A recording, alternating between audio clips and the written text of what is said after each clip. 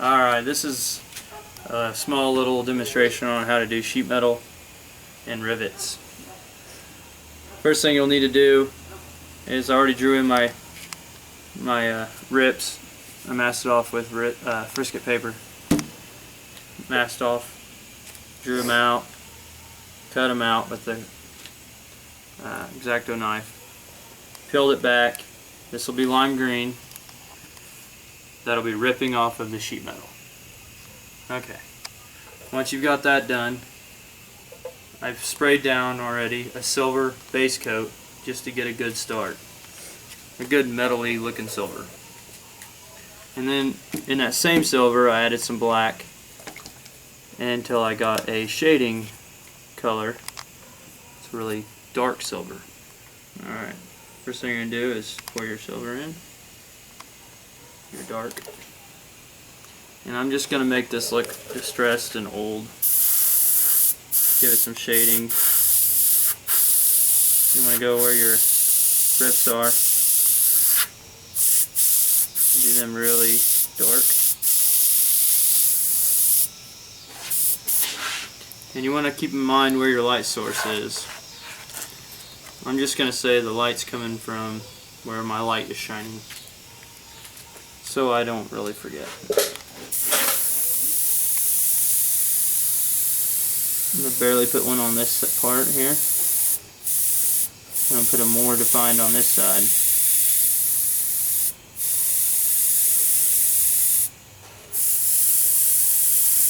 Barely over here.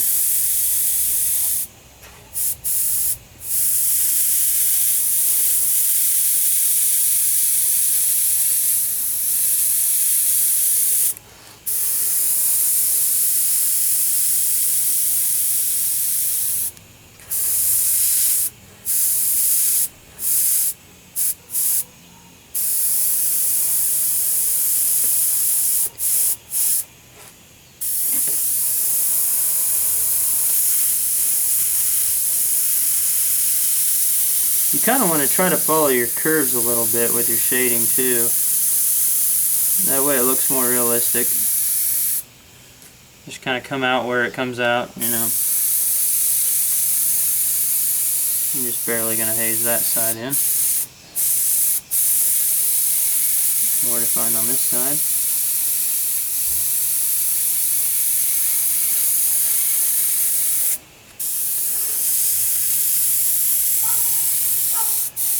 I'm going to kind of do this quick since I only have a little while for a video, otherwise I'll lose everybody's interest.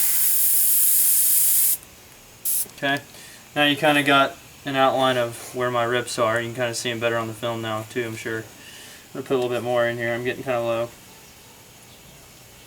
Good thing about the custom micron, the top of the lid, you can pour it right in without having to take it off the cap. Alright, now I always like to, especially on like a panel, on a car it'd be different, but on here I want to kind of shade the edges. It just kind of makes it look like more framed, more of an art piece than anything, you know. And now I'm just going to come in here and I'm just going to, you don't want to do direct lines, you kind of want to just kind of make it kind of crazy and like random. Just kind of miss some of this dark silver and make it all look so perfect. Just kind of random, see a spot. You kind of want it uniform too, though, in a way, because you don't want it to look like you got a bunch of black over here and nothing over here, or the darker silver. So you just kind of make sure it looks good.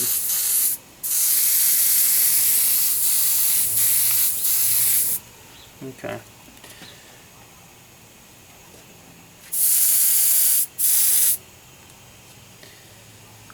All right. This stuff dries pretty much instantly. This is a base coat clear coat system, so I can instantly pretty much go right into my masking. Just gonna clean my airbrush out real quick. I'm running micro thinner through.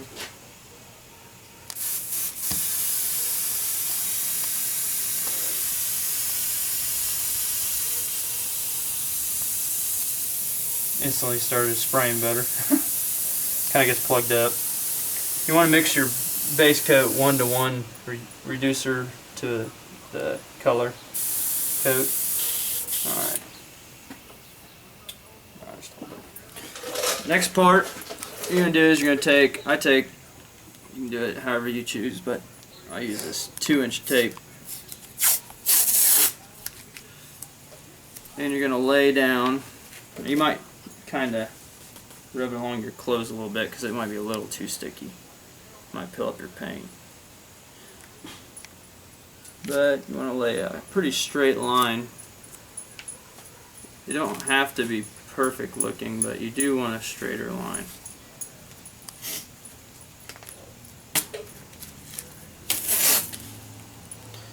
And you want like an 1/8 inch gap.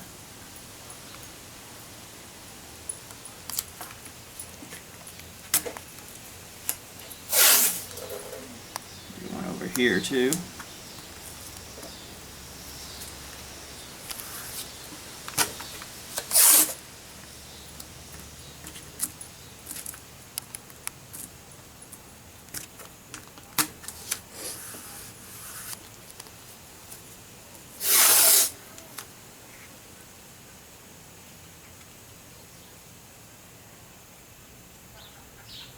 Do one crosswise now.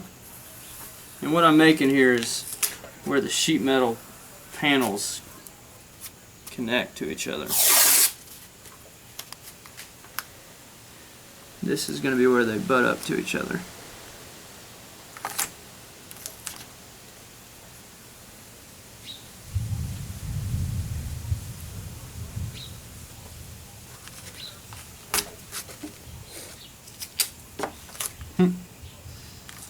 Alright.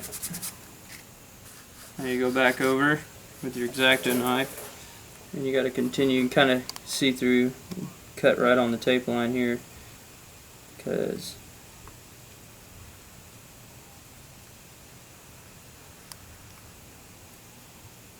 if you cut in a little bit you can, and you just peel it off from the other tape if you don't cut through the other tape. It's almost better then, you're not cutting right on the substrate.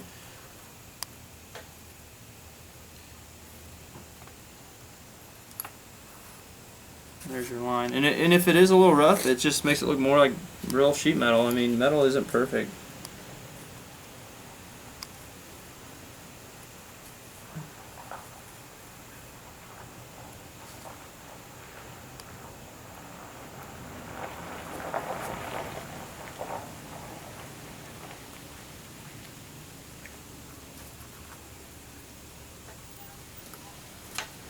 I don't have to worry about my tape coming up.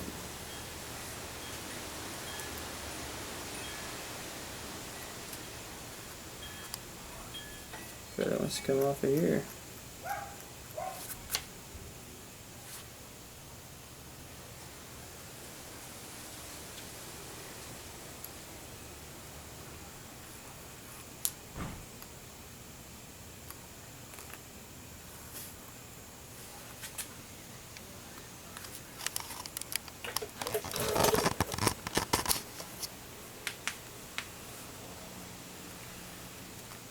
I'm just going to cut out here.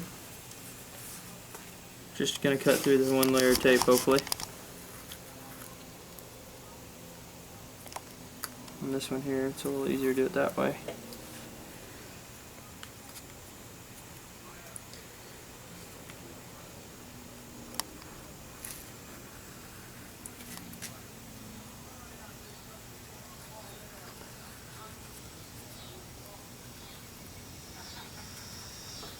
Pretty precise when you're cutting that close.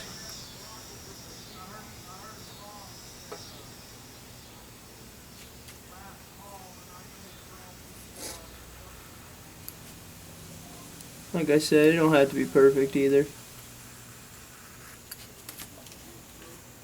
You're fine.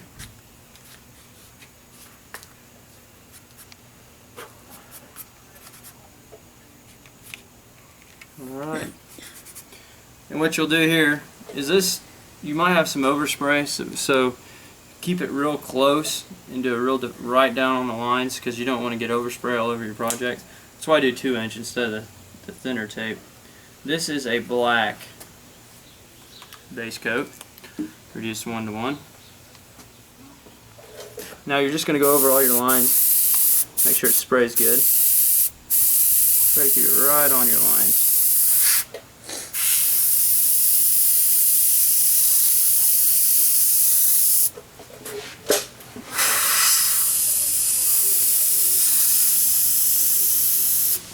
kind of keep my overspray to a minimum here.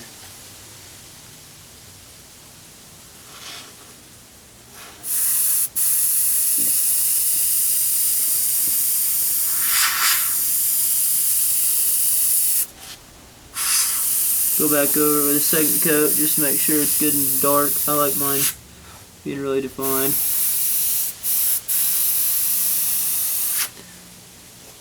Alright, and you keep the black in your airbrush. Alright, should be able to peel your tape off carefully.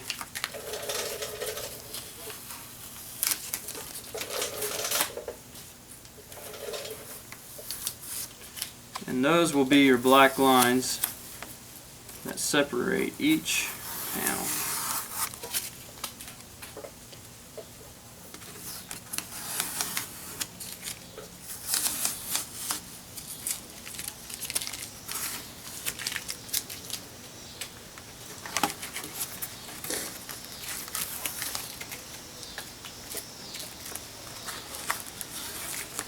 I'm doing this in real time, so you can really know that it isn't extremely fast process. And I mean, you could rush it and it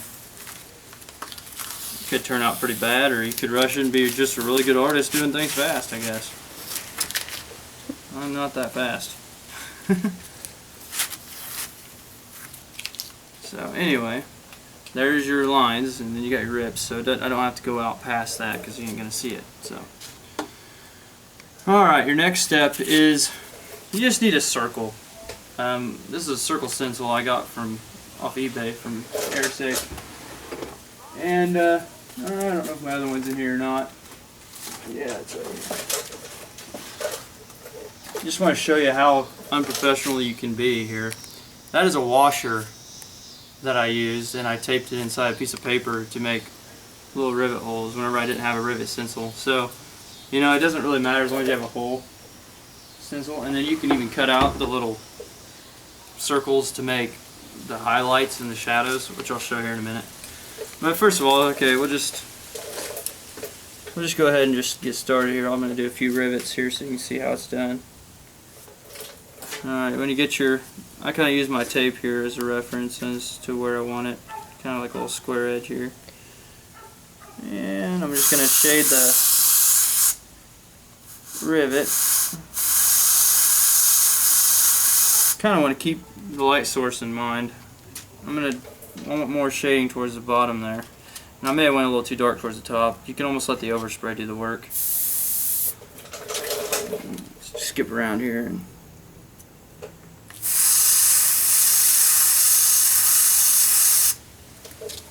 about like that. That's a good one there. Just try to make sure I don't. Should dry pretty quick, but I'm just skipping around to make sure it has time to dry. That's Dad. It is. Do you want me to? Yeah.